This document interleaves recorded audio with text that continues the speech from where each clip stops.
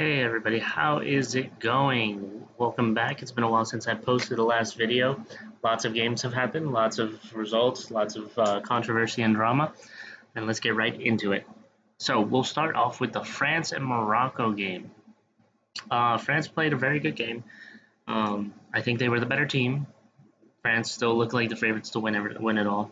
I think it's there just to lose at this point. I think every other team other than France has shown signs of weakness. Um, Morocco started this game. They were a little bit nervous, I think. I don't know. They didn't play up to the level I think they could have played. I think they're a better team than what they showed, and I think it would have been a lot closer. But at the end of the day, France is a very good team. Morocco tried. They made it to a quarterfinal again. Last year, I believe, last World Cup, they made it to the semis. But this is still impressive. This is great from an African side, great from Morocco. Excited to see them in the next World Cup, being that they are a host. But France, Kylian Mbappe, great game. And they move on to the semifinals. Spain, Belgium. Not too much to say here, if being honest. I think Belgium could have caused an upset. The Catalaires did score that great header. Mikel Merino, though, finishing off the game with another late goal. I'm I'm kind of kind of surprised. He does this for Arsenal, but he's been doing it for Spain now. He did it to Portugal and he did it to Belgium. He's becoming a very important player, late game winner. Really good from them. Spain was a really good side. Belgium played well. I think it's fair that Spain moves on to the next game. Not too much controversy, not too much, I think, drama in this game. I think it's pretty straightforward. It's unfortunate because Courtois did get injured. I think he played a great game. The goalkeeper that came in for him plays in Manchester United, Lamens. He did make a mistake for that goal. I think he could have done better with the rebound, but it is what it is. So we have France and Spain in the semi-finals on one side. So next up, we have the first game with a little bit of controversy is the Norway-England game. I really wanted Norway to go to the semifinals. I think that would have been a great story. I think it would have been great for Holland. It would have been an insane um, result. And I think they could have beat him. I'm very surprised at how quiet of a game he had. I think he could have done a lot more, especially against a defense with John Stones in it at his age and his ability. But I'm surprised. I guess Gahey and John Stones knows all of Holland's tricks, and they defended him very well. Overall, um, there was the first great goal from Norway from the winger that came in for Newsom. Now the issue I have is that it should have been another goal. Norway should have scored second goal. Ali Sorloth had the ball and he decided to shoot instead of pass it to Holland, who was wide open, who was insanely wide open, and that would have been a completely different story. Had they scored that other goal, this game could have gone very differently. This game could have potentially gone the other way, but we don't know. We'll never know. Unfortunately, that is what happened. And then England had the controversy with the ball hitting the wire. A lot of people, the sensor's not going off. It looks like it hits the wire. It looks like the ball went down. Everyone says it went down. It is a bit of controversy because if the ball sensor did not, the sensor on the ball did not register it, that puts into question the Croatia game now.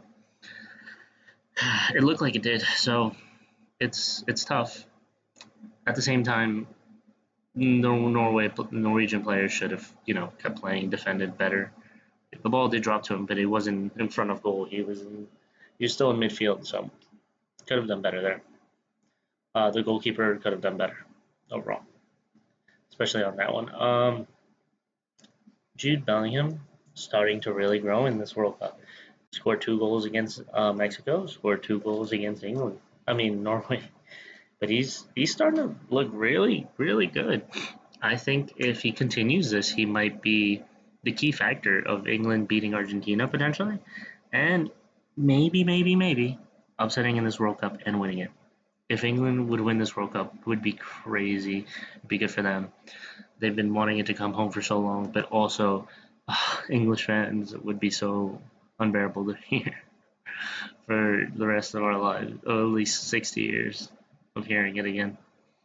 Anyhow, England potentially um, moving on and maybe beating Argentina, but we'll know. Good game from them.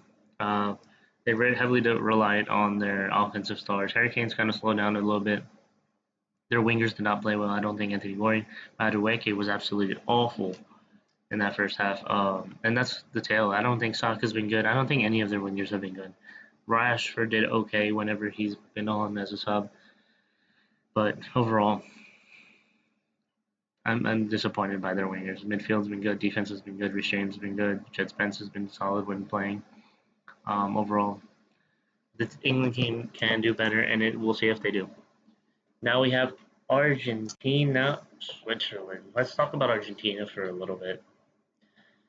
They've been very lucky. I'll be honest, they have had some luck. In the group stages, they didn't have really tough teams, in my opinion. And then in the round of 32, they get Cape Verde almost upset them. And I really wish it went to penalties because I think Cape Verde deserved that game to go to penalties.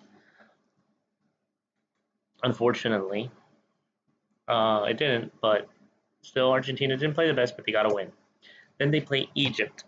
They go down 2 goals. Again, not playing well. I don't know why they keep doing this because I don't think they've been playing well in any game so far at all since we've gone into the knockout stage. Them, um, they got some controversial calls. Point is, they scored those 2 goals and they got the late winner. It is on Egypt as well. Not, I want you guys to know that. I know there's been some debate on the fouls and whatnot, but at the same time, you have to defend. You still have to play. You are on the field. Okay, you don't get a call. You still have to defend. Where, what are you doing about the Enzo header, the late winner? Was there a controversial call? No, but at the same time, you still. I get Argentina's getting lucky. I get they've had some good calls in their some calls in their favor, but you still have to play. And I think Egypt, as much as some of the calls have been and Argentina just being lucky, Egypt also capitulated a bit. They just forgot how to defend. I don't know why. I guess that first goal really shook them, and then they just couldn't deal with the tension. Who knows? Overall, Argentina did win that game. And then we go into the Switzerland game. Another game Argentina did not play well. They did not play well. They scored, and then Switzerland scored, and I honestly think Switzerland had the momentum. I think they would have scored another goal if it wasn't for that second yellow to Real and Bolo. He was really sad, saw him crying and everything because he knew what had happened. Shouldn't have dived. It is in the rules. It's just you hate to see it because that's not the wrong call from the ref. It is a second yellow. Diving is not allowed, and they've been enforcing it. I've seen a yellow card for diving in other games. I believe it was in the Paraguay game against the USA. It just sucks because it wasn't in an area that was a huge. It wasn't an area where they were going to score or something like that. It was for a penalty. It was just a normal foul. It was simple, but it is the rule, and we can't do anything about it. It's just more luck on Argentina's side, but due to that, I think they did lose their momentum. I do think they lost. I think that killed the game. That really killed the game. Argentina goes on to score Julian Alvarez with an amazing goal, and then Lautaro Martinez with the last goal, and then this game is over. I think this would have been more of a game had that not happened. I think Switzerland could have caused an upset here.